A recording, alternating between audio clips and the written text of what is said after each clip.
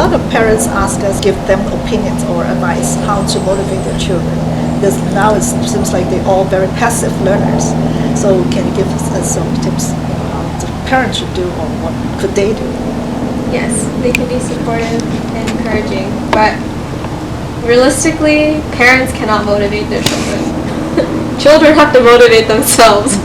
So yeah, I think like parents take too much responsibility on themselves to like push their child into something.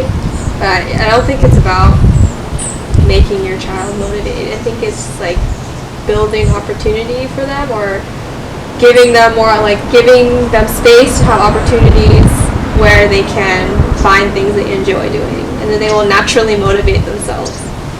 And I don't think there's, parents should not put their own standards onto their children.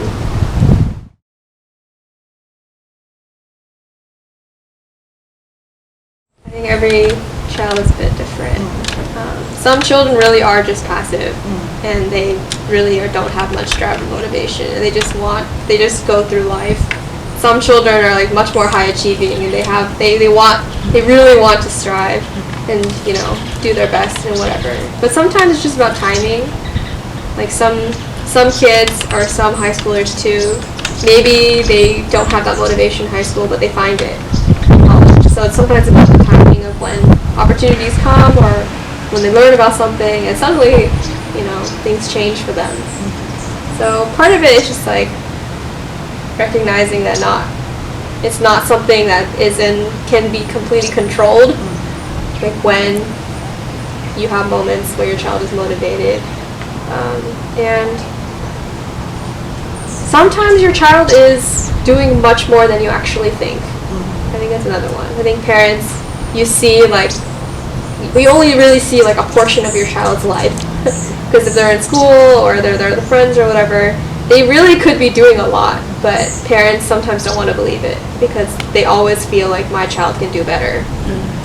Yeah, but I think like seeing your child as who they are and really evaluating what they're doing as a person, and they could be like very far like down the road emotionally, but maybe that's not translating in like physical success or achievement yet, but that might not be the case in the future. So I think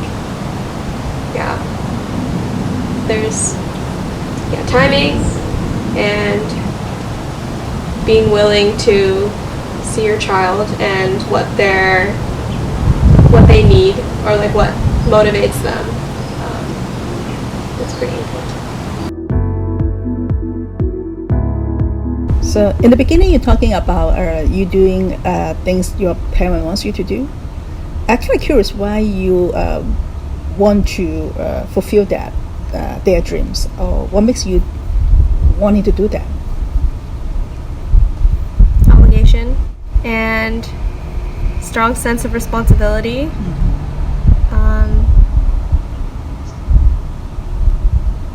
I think a part of it is that the responsible part is my personality. So when someone hints or asks me to do something, to take on some role, I will do it to the best of my ability, regardless of like whether or not I actually care about it or not. The other part is just that when I see something that bothers me and there's no one there to address it, I have to address it. So part of it's like my own need for control in that way. It wasn't really out of desire, more so it was feeling like I had to because no one else was. A different route. Well, I'm still working in health, so it's still somewhat related, but I make significantly less. But I do like the work that I do is much less of a direct path. Yeah, there's a lot more. It's very nuanced. So what do you do? What do you do now? Oh, I work for a civil and legal rights organization. Specifically, our target population is to advocate for Asian American, Native Hawaiian, Pacific Islander communities, like lower income or like displaced or yeah, like people of color who don't really have much say in college. In college? I think starting my sophomore year, maybe my second semester. Second semester, you change. Yeah, I definitely came back and I was like, this is what I want. I'm gonna pursue this. You can try to talk me out of it, but you're not going to. But see, like, I think that also ties back into the whole like motivation part. Like I self-motivated myself because I wanted it for myself. Like, I saw, like, in my studies and also like in the work that I ended up doing, like while I was in college, like the extracurriculars that I did, and like working with the communities that I work with, like it was very clear to me that like I wanted to like be intentional with how I was pursuing like this work. For my change when I was in college, there wasn't. Yeah. So first act of rebellion was actually going to Boston and not even applying for any universities. For that time, my dad was really upset with me. You know, he didn't talk to me for a week. We had a really long like yelling session at one another. Right. But then I was just like, I'm not talking, and then we just didn't speak. But then we got over it. It was just I really wanted a different scene. Okay. Yeah, I didn't want to be in Arcadia. Yeah. So but then I think my act of rebellion in my sophomore year, that was very different. It was more subtle. It was just like me coming back and like actually like sharing more about what I was doing and like how I had grown and how like the conversations I was having with people, and I don't really think I had freshman year, at least. So it didn't not lead to direct conflict, like physical or verbal or emotional type conflict, but it was just more my parents just got progressively more confused about what I was doing. But I think like part of that confusion though was also like my like growing interest in just like understanding my own like Chinese American identity. That confused them too. But then at the same time, like I wanted to learn more about their stories. So they were super, and I was asking them more questions about like their experiences and like how they perceived this and like how this is different culturally in China versus, or like in Hong Kong versus here in the US. And they were like, you never wanted to know these things before. Why are you suddenly like asking us these questions? Beyond that, I went into more like ideological, cultural, social like conversation that helped me grow like in like my mindset and like being more thoughtful about and critical about my own environment and myself and why I am the way I am and how it's not all in my own head. Yeah, that there are issues like very like widespread issues that need to be addressed. I think they can see like my hunger. You know, they can see like the thirst I have to like keep going at it. So I think at that point there's nothing really they can say, because no matter what they say, I'll have a comeback. I won't just stand by and be like complacent if I really disagree.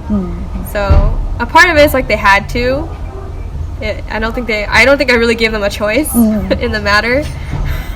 But also a part of it is like I think like then on my part like I'm trying to be more understanding of where they're coming from, right? And knowing that they definitely didn't have the education, they definitely didn't have the environment that I had to like grow and understand these concepts. So I need to be more maybe like sometimes like simplify it and then like work my way up to explaining it. And sometimes I just have to accept that they'll never understand completely, and that's okay too. I think you saying the mercy, right? I saw you do have the patience, and also you said you simplify the things, try to explain to them. So no matter they agree or disagree, it's still not cutting off from them. You know, just abandon them. You still come back to telling, who am I now? So gradually they may try to learn it from you, although maybe that's no 100% understanding, but at least you try. No, I would agree. I think I like to take different parts and try to fit it together. Yeah. Or like at least try to find like the connection between different things, because I don't think anything is ever disparate. There's definitely like other people in my life who are like, Yanzie, just stop. just say what you want, people helps you. Yeah, just say what you want. Be honest with yourself. Don't like if this is really what you don't want, then like what is your priority? It's definitely I definitely needed people to like tell me, and I needed to internalize it to be able to do it.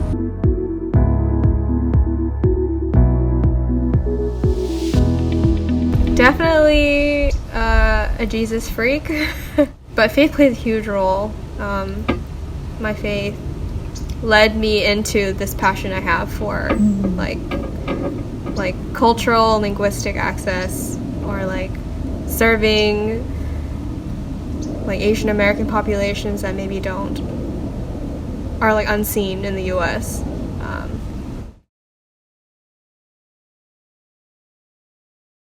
We were talking about connections before, about how like I like to find connection to anything. I think Jesus is like the only constant factor in everything in my life. Like he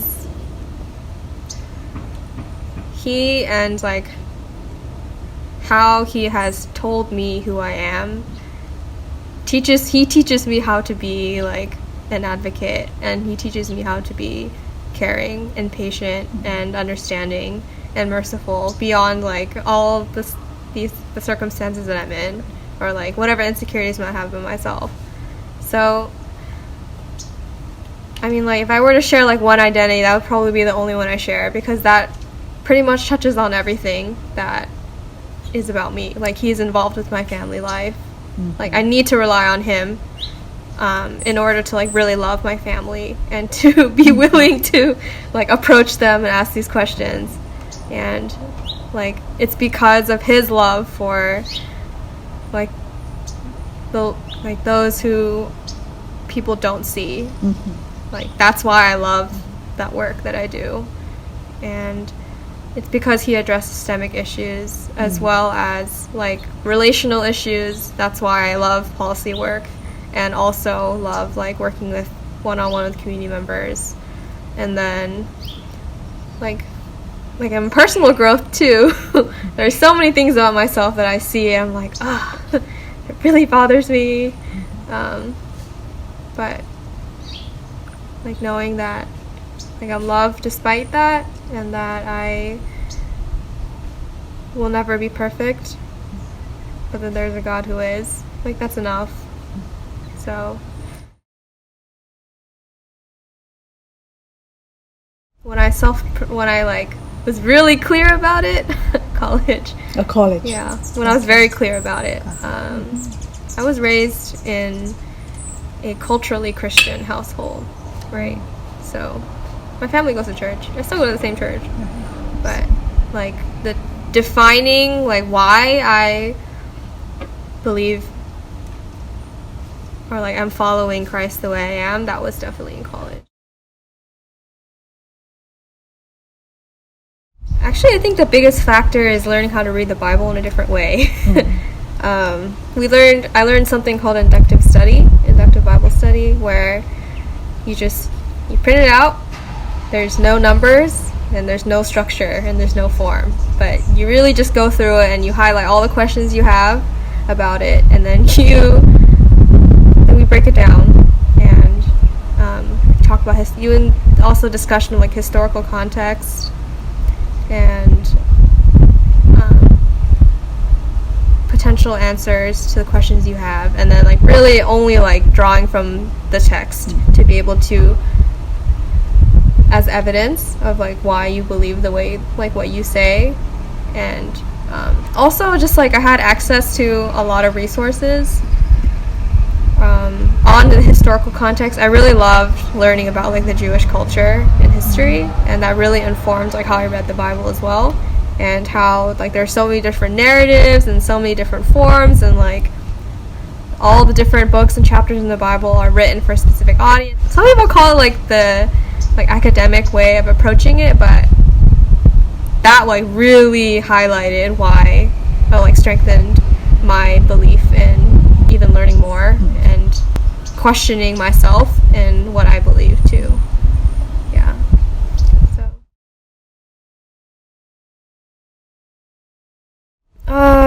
not consistently. Actually, I never sought out mentors. I think in some ways I'm pretty I think I have this issue with being a little too like independent with things, and so I don't ask for help a lot. So I really appreciate it when there were certain individuals who like saw that and like would reach out to me and say, "Hey, you want to talk?" So I did have like I think the most influential mentor I had, like I had to say two. One was when I went on LA like summer missions in Los Angeles. She really helped me see Los Angeles in a different light, like beyond Arcadia, basically. And then when I was in college, the staff member for the Christian fellowship I was ultimately in, the Asian American one, she also like really introduced me in like how to frame seeing like the Asian American identity as side by side with with my Christian identity. There's no gap, and then how those two inform like a lot of things in my world and in our greater like US, than the greater US. So I would say those two would probably be I would say those two were mentors. It was not consistent though. Yeah, I'm still on the lookout. Now I understand like the need to have accountability better.